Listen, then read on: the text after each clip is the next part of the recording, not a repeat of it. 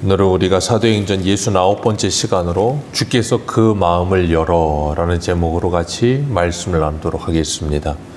사도 바울이 2차 전도여행을 지금 계속하고 있는데 2차 전도여행은 그 시작부터 쉽지가 않았습니다.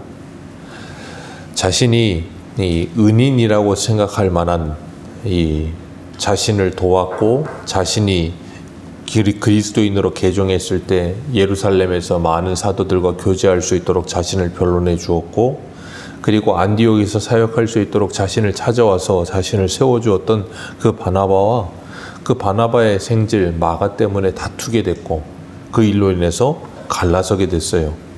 그런데 하나님은 그 아픔을 통해서 하나님의 일이 2배로 커지도록 하셨다 그랬습니다.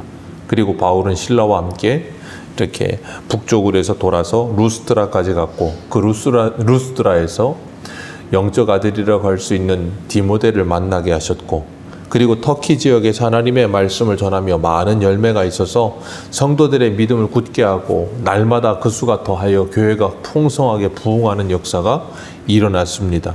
그런데 중요한 건 성령께서 그 아시아에서 하나님의 말씀을 전하지 못하도록 막으셨다 그랬습니다. 우리가 제일 의아한 부분이 그거라 그랬어요. 사람의 일을 하거나 다른 일을 했을 때 성령이 막으셨다면 이해가 되지만, 하나님의 일을 했고 복음을 전했는데 성령이 말하지 못하게 막으셨다.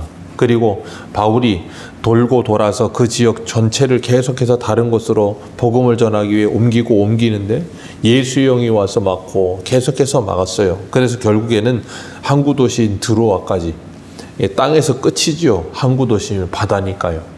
그 드로아까지 밀려왔어요. 그리고 그 드로아에서 누구를 만나요? 누가를 만났다 그랬습니다. 그 드로아에서 누가를 만나고 밤의 환상 중에 마게도냐 사람이 손짓하면서 건너와서 우리를 도우라, 그 말을 듣고 사도 바울이 하나님께서 우리를 마게도냐로 보내시는구나 하는 것을 인정했다 그랬습니다. 그리고 난 후에 마게도냐로 가기로 힘썼다 그랬어요.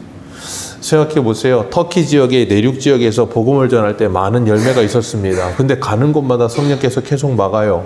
그러면 다른 곳으로 옮기고 하면서 바울이 얼마나 마음이 불편했겠습니까?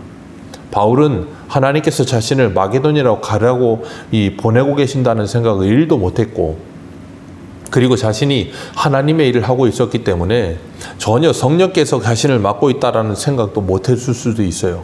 그런데 일이 계속 막혀질 때마다 바울이 얼마나 낙심이 됐겠어요.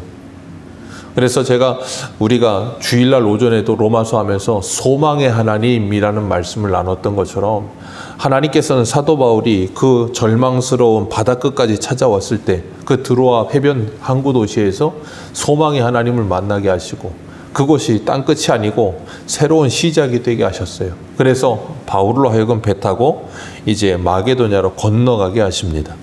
그 마게도냐로 건너가는데 오늘 11절이에요. 같이 한번 읽습니다. 시작.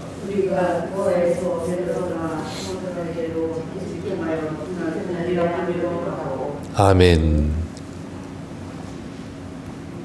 드로아에서 사모드리게로 직행해 이튿날 네아폴리로 가고 거기서 빌립보에 이르렀다 그랬습니다.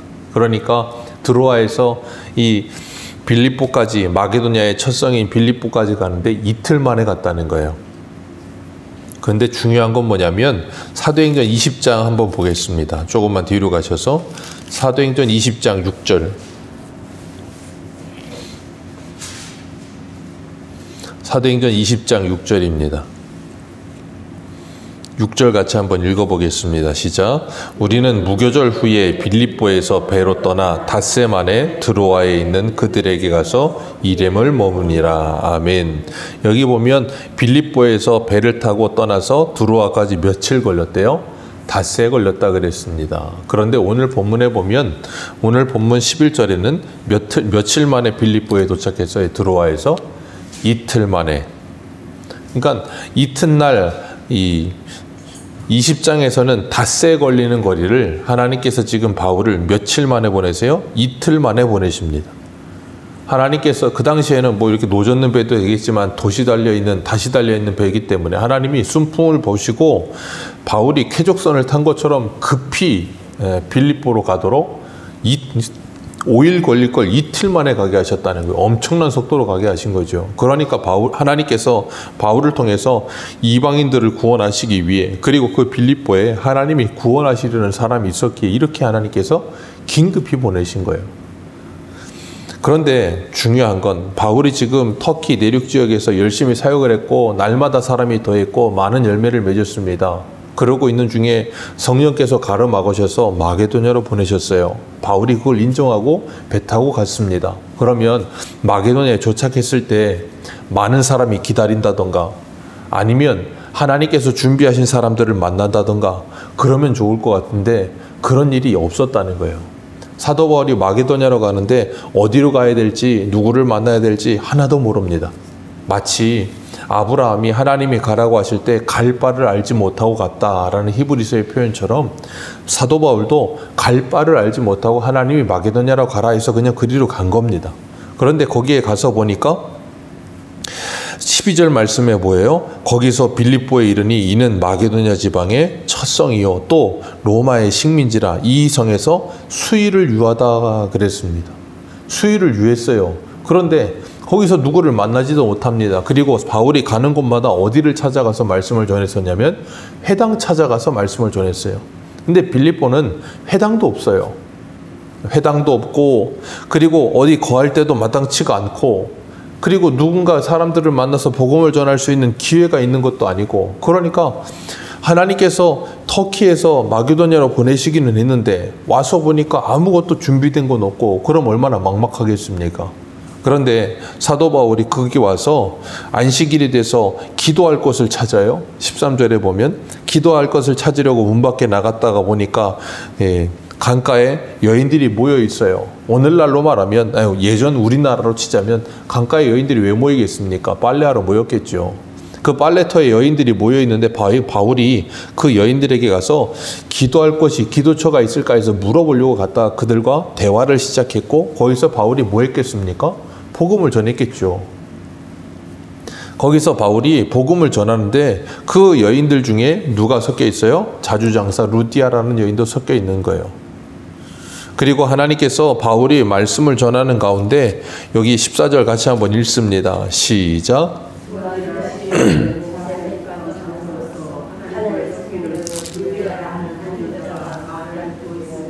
주께서 그 마음을 열어 바울의 말을 따르게 하신지라. 아멘. 이게 하나님의 은혜입니다.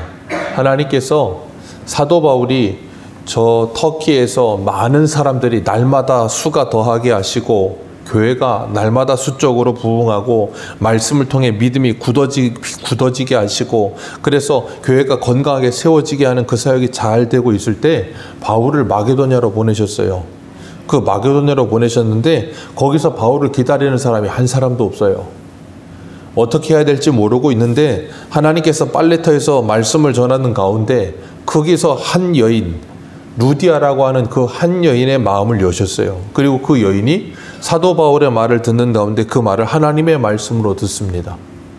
그리고 그 여인이 구원받는 역사가 일어나요. 그게 하나님의 일하심입니다. 그러니까 하나님의 일하심을 보면 되게 합리적이질 않습니다. 이 터키에서 사역이 잘 되고 있습니다. 많은 사람이 돌아오고 있어요. 그런데 배 타고 닷새나 걸리는 길을 이틀 만에 가게 하셔서 거기서 여러 날 지내다가 그 여인 루디아라고 하는 한 여인을 만나게 하시려고 하나님이 바울을 이곳으로 보내신 거예요. 세상적인 생각에 사람의 생각으로 보면 굉장히 합리적이질 않고 굉장히 이상한 길이에요. 그런데 하나님은 그 루디아라고 하는 한 여인을 구원하시기 위해 사도 바울을 여기까지 보내시기로 계획하신 거예요. 그러니까 하나님이 일하시는 걸 보면 우리가 도무지 이해할 수 없어요. 그래서 하나님께서는 그 여인을 만나게 하시고 그리고 누가를 만나게 하시고 그리고 디모데를 만나게 하시면서 하나님께서 하나님의 일을 위해 필요한 모든 것을 사도 바울에게 지금 붙여주고 계시는 거예요.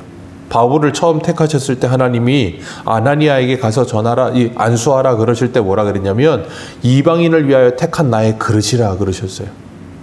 그 이방인을 위해 택한 하나님의 그릇인 바울이 이방인에게 가서 복음을 전할 수 있도록 의사도 붙이시고 아버지가 헬라인이었던 디모데도 붙이시고 그리고 이 빌립보에서 마게도냐의 가장 큰 첫 성인 빌립보에서 로마의 식민지인 그 빌립보에서 교회가 처음 세워지는 일이 루디아를 통해서 일어나게 하셨어요. 그래서 유럽의 복음이 열려지는 길이 루디아의 집을 통해 일어나도록 하나님께서 이 모든 일을 조성하신 거예요. 사도 바울은 이런 계획이 1도 없었습니다. 이렇게 될 거라고 상상도 안 했습니다. 이런 사람들을 만날 거라고도 생각도 안 했어요. 근데 하나님께서 그 사람들을 만나게 하시고 모이게 하신 거예요. 하나님께서 우리들을 이렇게 새소망교회 영종도 땅에 오게 하시고 새소망교회 만나게 하신 거 우리의 계획이 아닙니다. 그런데 하나님께서 우리를 만나게 하셨고 함께하게 하셔서 이 교회를 통해 이 영종도 땅이 복음화되고 하나님의 나라가 이루어지는 일을 위해 우리를 사용하시려고 우리를 만나게 하신 거예요. 그렇기 때문에 우리가 인생을 살면서 우리를 만나는 모든 사람들과의 관계 그냥 만나는 거 아닙니다. 하나님이 만나게 하신 거예요. 그러면 그것만큼 귀한 인연이 없는 거예요. 그렇기 때문에 하나님께서 만나게 하신 사람들을 우리들이 소중히 여기고 그들과 함께 할 수 있는 것이 복입니다. 하나님은 바울을 통해 이렇게 하나님의 일이 되어지도록 하나님께서 차근차근 일을 진행하세요. 그러면서 루디아의 마음을 열어주셨다는 거예요. 루디아가 마음 연 거 아닙니다. 하나님이 마음을 열어주셨어요. 말씀을 듣는 가운데. 그렇기 때문에 우리가 잊지 말아야 될 것, 믿음은 하나님으로부터 시작하지 나로부터 시작하지 않습니다. 내가 마음을 여는 것도 아닙니다. 그래서 믿음은 에베소서에 뭐라 그래요? 하나님의 은혜의 선물이다 그랬어요. 말씀을 듣는 가운데 하나님이 마음을 열어주실 때 그 말씀이 하나님의 말씀으로 들려지게 하시는 거예요. 그렇기 때문에 우리가 우리 가족 가운데 아직 예수를 믿지 않는 사람들이 있다면 할 수만 있으면 하나님의 말씀을 들을 수 있는 기회를 열어주어야 되는 거예요.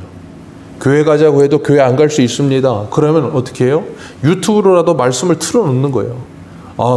그러면 시끄럽다고 끄라 그러면 말씀 틀어놓지 않고 그냥 잔잔한 찬양을 틀어놓는 거예요. 하나님이 어떤 순간 어떠한 모습으로 복음을 듣게 하시고 마음을 열어주실지 몰라요. 루디아는 빨래터에 있다가 어디서 보지도 못한 바울이라고 하는 남자가 말하는 소리를 듣다가 하나님이 마음을 열어주셨다니까요. 그러니까 우리는 하나님의 일하심을 예측할 수도 없어요. 참 신비하게 일하세요. 그래서 때를 얻든지 못 얻든지 듣든지 아니 듣든지 뭐 해야 됩니까? 전해야 되는 거예요. 왜요? 전하다 보면 하나님께서 루디아 같은 사람들의 마음을 여신다니까요.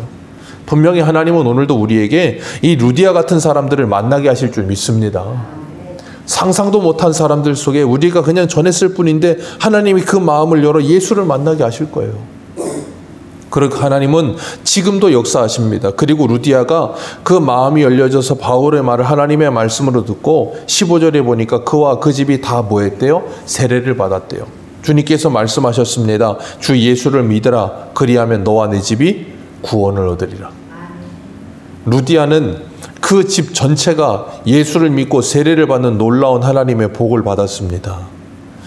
그렇기 때문에 오늘 우리들도 주 예수를 믿으라. 그리하면 너와 내 집이 구원을 얻으리라는 이 말씀이 우리에게 이루어질 것이라고 믿으시길 바랍니다. 그건 우리가 할 수 있는 일이 아니에요. 하나님이 하실 겁니다. 그렇기 때문에 우리는 그 하나님이 언제 그 일을 하실지 아무도 몰라요. 그냥 순종하는 겁니다. 그리고 루디아가 15절에 바울 일행을 강권합니다. 만일 나를 주 믿는 자로 알거든 내 집에 들어와 유하라 하고 강권하여 머물게 아니라 강제로 권했다는 거예요. 그리고 그 루디아의 집에서 뭐 했다고요? 유럽에 처음 교회가 시작이 됐어요.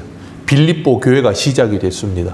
사도 바울이 사역하는데 가장 많은 물질적인 후원을 하고 사도 바울이 어디를 가든 항상 바울을 위해서 기도했던 가장 가까이 바울하고 항상 함께했던 교회가 빌립보 교회거든요. 그 빌립보 교회가 루디아의 집에서부터 시작이 돼요. 하나님께서 그 여인의 마음, 한 사람의 여인의 마음을 여셔서 유럽에 복음이 들어가는 통로가 열리게 하신 거예요. 그러니까 우리 생각에는 아니 저 터키에서 사역 잘하고 있고 많은 사람들이 돌아오고 있는데 왜 굳이 이 마게도냐 보내셔서 뭐 연고도 없는데 거기서 이 여인 한 사람 만나게 하시려고 하나님 이렇게 보내셨나? 예, 그렇게 하시려고 하신 거예요. 하나님께서는 예수님께서 이 땅에 오셔서 사역하실 때도 예수님은 갈릴리 배 타고 넘어가셔서 거라사 지방 가셨습니다. 가셨던 이유는 하나였어요. 거기 군대 귀신 들린 사람을 고쳐주시기 위해서. 거라사 집에 가셔서 예수님 하신 거 아무것도 없어요. 배에서 내려가시고 그 무덤 사이에 있는 군대 귀신 들린 사람 고쳐주실 때 그 군대 귀신이 뭐라 그래요? 돼지떼에게 들어가게 해달라고. 3,000명이 때로 죽습니다. 그리고 그 돼지떼 주인들이 와가지고 그 귀신 들렸던 사람 고쳐진 거 보고, 그리고 3,000마리 돼지떼 죽은 걸 보고서 예수님께 뭐라 그래요? 우리의 마을을 떠나달라고. 예수님이 갈릴리 배 타고 반대편으로 건너가셔서 한 일은 그 군대 귀신 들린 사람 한 사람 고치고 다시 건너오셨어요. 그러니까 우리 생각하고 하나님의 생각은 전혀 달라요. 아니 뭘 그렇게 한 사람, 하나님한테는 저와 여러분 그 한 사람이 천하보다 귀한 영혼인 줄 믿습니다. 그 한 영혼을 위해서 주님은 우리를 보내시는 거예요. 그렇기 때문에 우리가 그 한 영혼을 바라볼 수 있는 마음이 필요해요. 교회에서 같이 신앙생활하다가 한 영혼이 시험에 들었을 때 그 한 영혼에 대한 간절함과 소중함을 가질 수 있어야 되는 거예요. 그런 마음 없으면 그냥 교회는 원래 오고 가는 거예요. 아니요. 그건 세상의 조직이나 그렇게 생각하는 거예요. 교회는 조직이 아니에요. 교회는 유기체입니다. 생명 공동체예요.